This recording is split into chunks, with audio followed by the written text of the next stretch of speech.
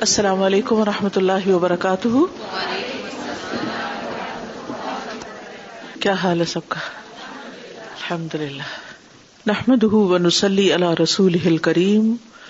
اما بعد فاعوذ باللہ من الشیطان الرجیم. بسم اللہ الرحمن الرحیم.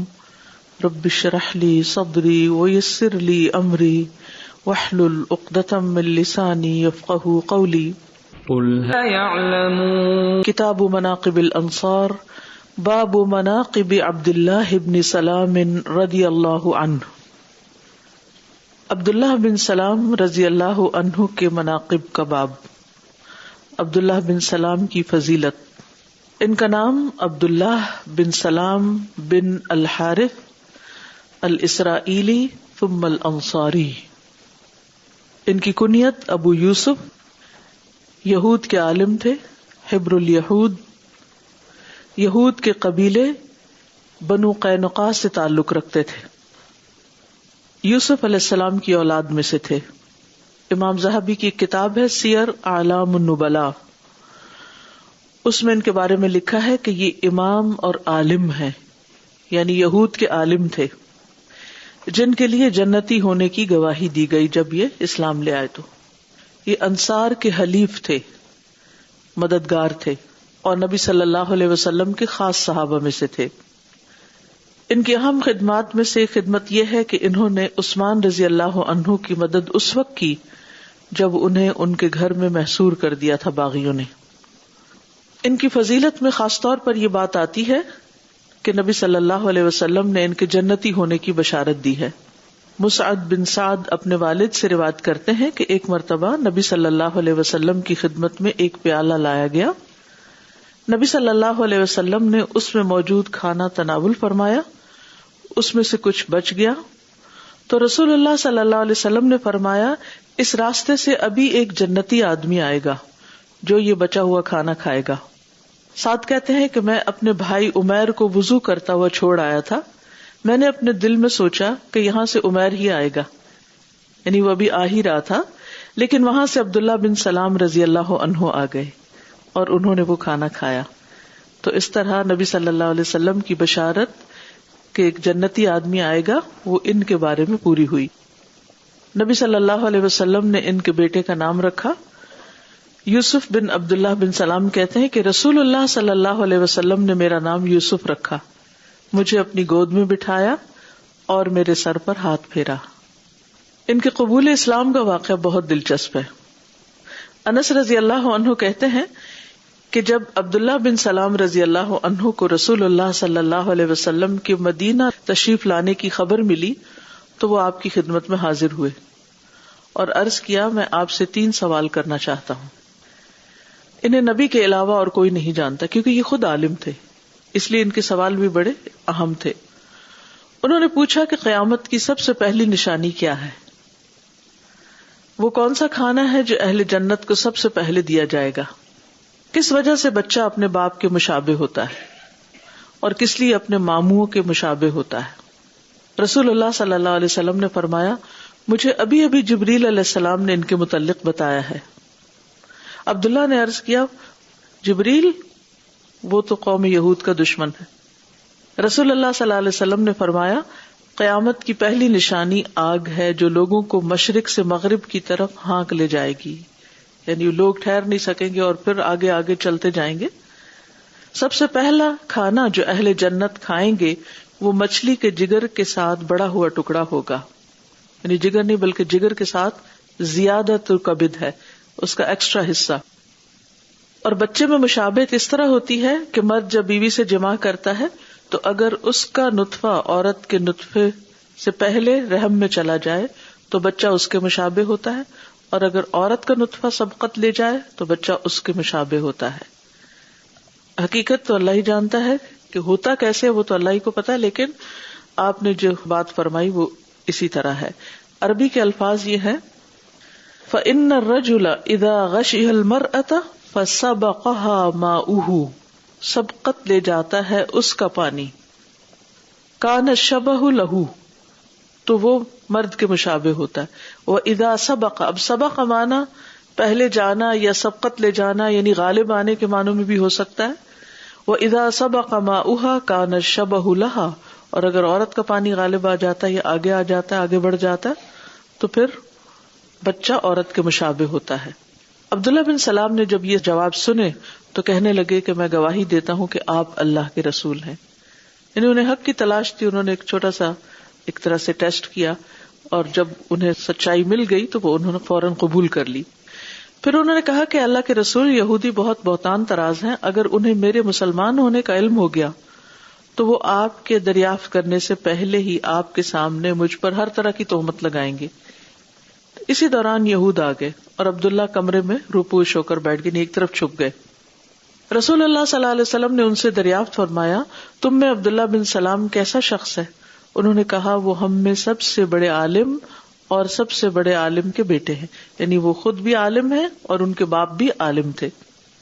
نیز وہ ہم میں سب سے زیادہ بہتر اور سب سے زیادہ بہتر کے بیٹے ہیں. یعنی بہت تعریف کی ان کی. رسول اللہ صلی اللہ علیہ وسلم نے فرمایا، مجھے بتاؤ اگر عبداللہ مسلمان ہو جائے تو تمہارا کیا خیال ہے؟ تو انہوں نے کہا، اللہ اسے اس سے محفوظ رکھے، یعنی اسلام سے بچائے. اتنے میں عبداللہ نے ان کے سامنے آ کر کہا، میں گواہی دیتا ہوں کہ اللہ کے سوا کوئی معبود نہیں، اور گواہی دیتا ہوں کہ محمد صلی اللہ علیہ وسلم اللہ کے رسول ہیں.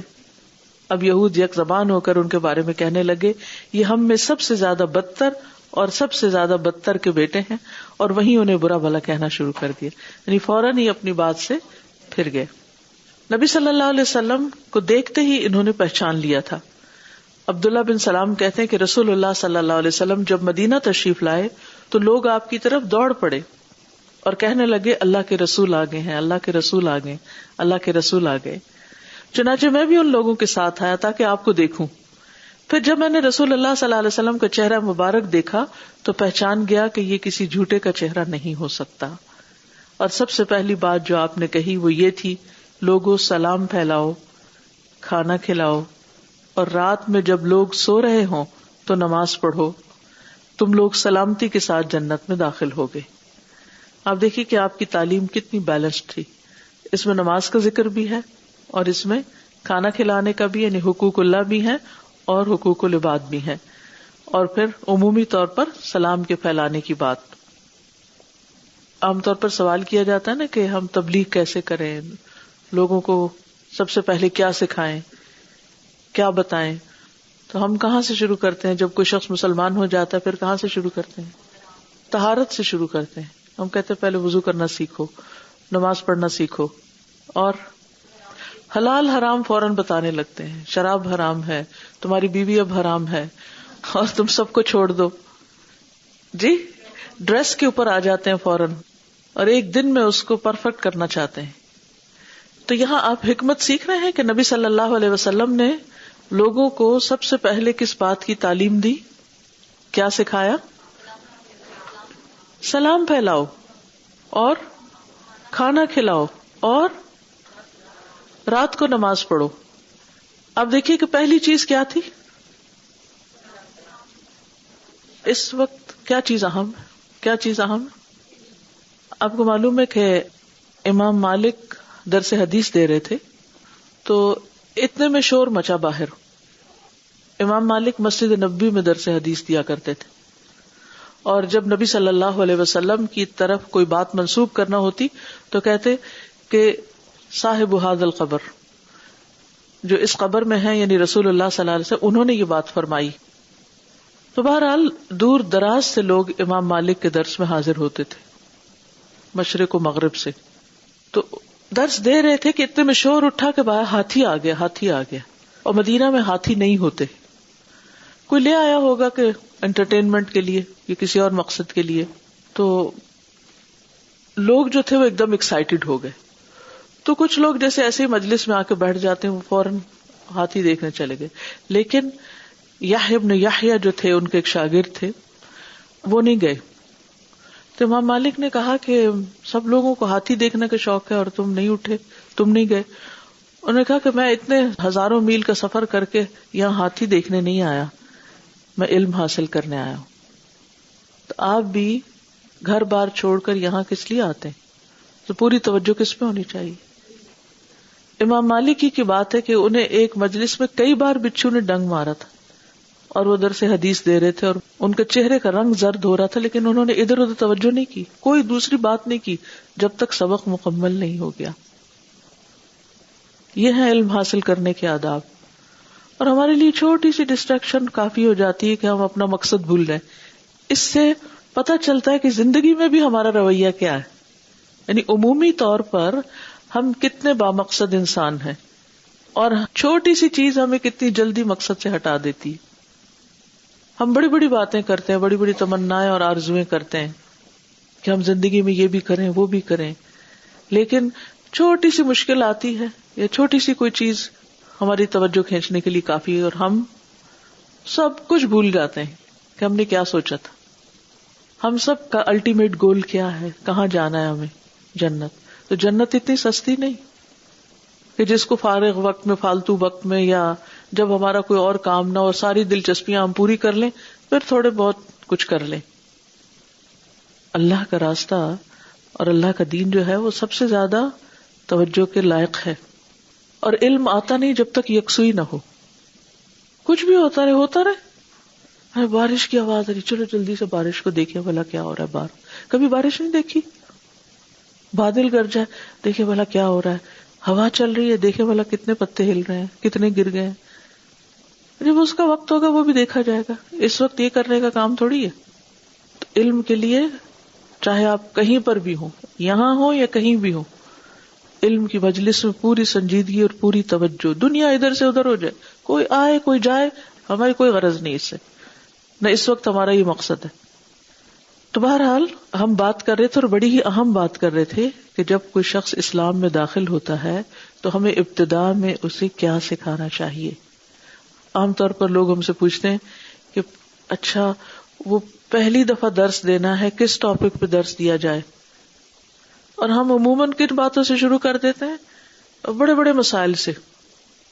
کسی مجلس میں اگر کچھ نادان لوگ، ناسمجھ لوگ کچھ اگر غلط قسم کی بات کر رہے ہوں تو ہم فوراً ان کو کاٹ دیں گے، پہلے پوری بات بھی نہیں سنیں گے کہ کہہ کیا رہے ہیں، اور ان کا لیول بھی نہیں سمجھیں گے.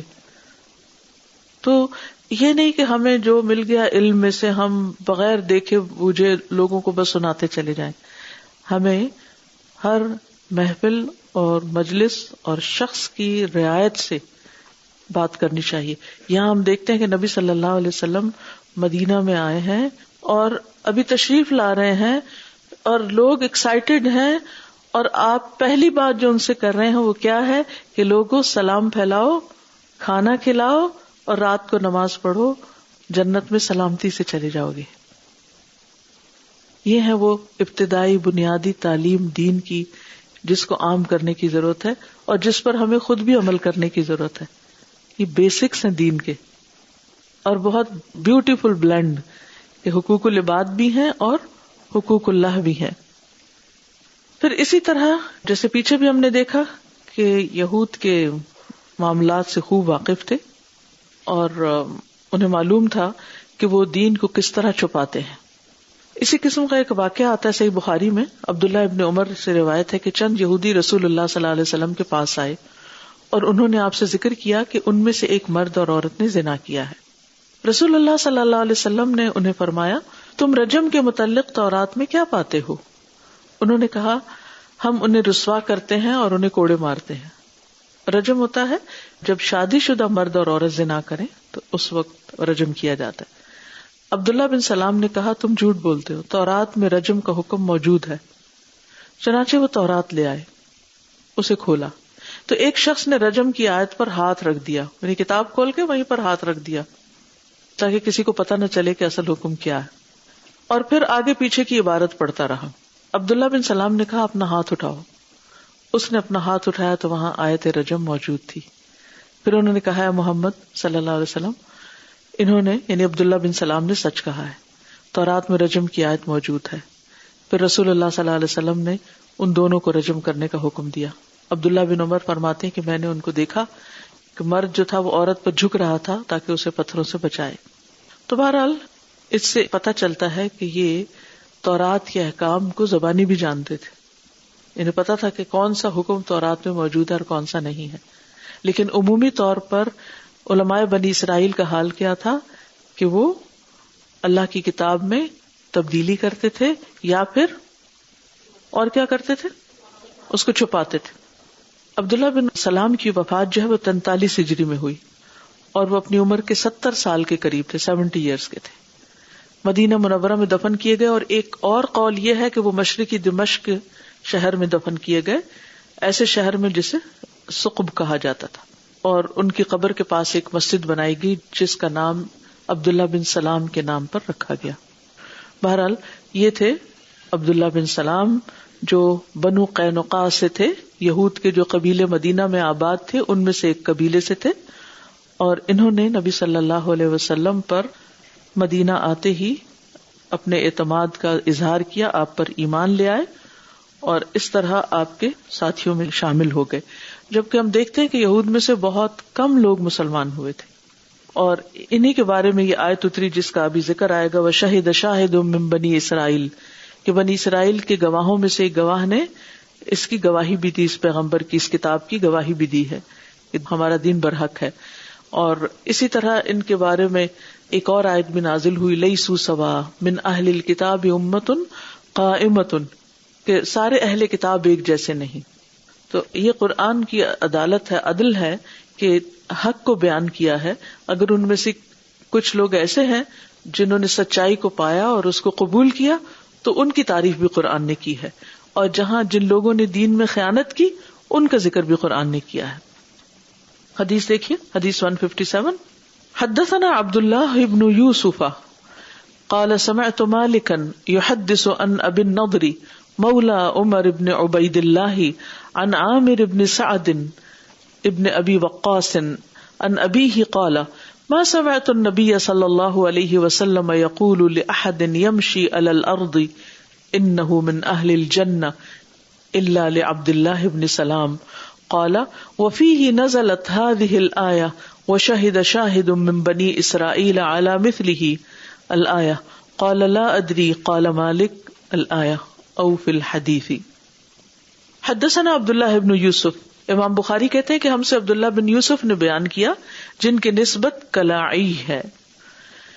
قال، وہ کہتے ہیں سمعت مالکا، میں نے امام مالک سے سنا، یحدث عن ابی النضر، امام مالک ابو النضر سے حدیث بیان کرتے تھے.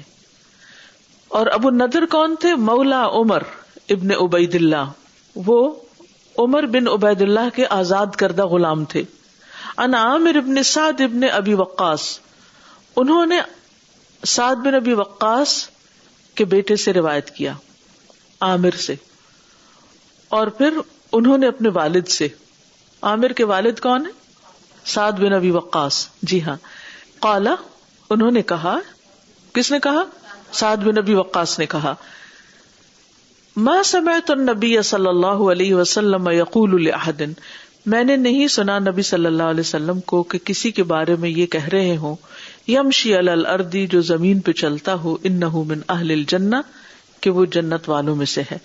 یعنی سعد بن ابی وقاص نے اپنے سامنے اپنے کانوں سے ان کی جنت والوں میں سے ہونے کی گواہی نبی صلی اللہ علیہ وسلم سے سنی، اور دوسروں کے بارے میں انڈائریکٹلی سنا ہوگا.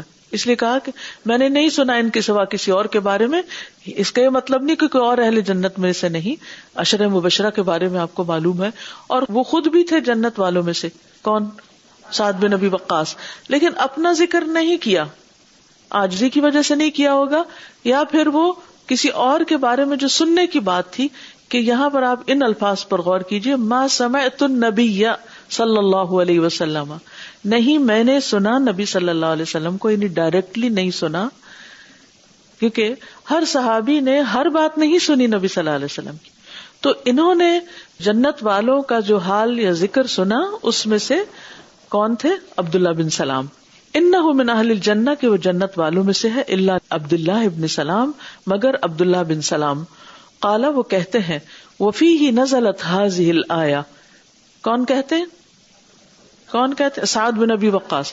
یہ جاننا بہت ضروری ہوتا ہے کہ ایک حدیث میں کون کیا بات کہہ رہا ہے، تب بات پوری طرح سمجھ میں آتی.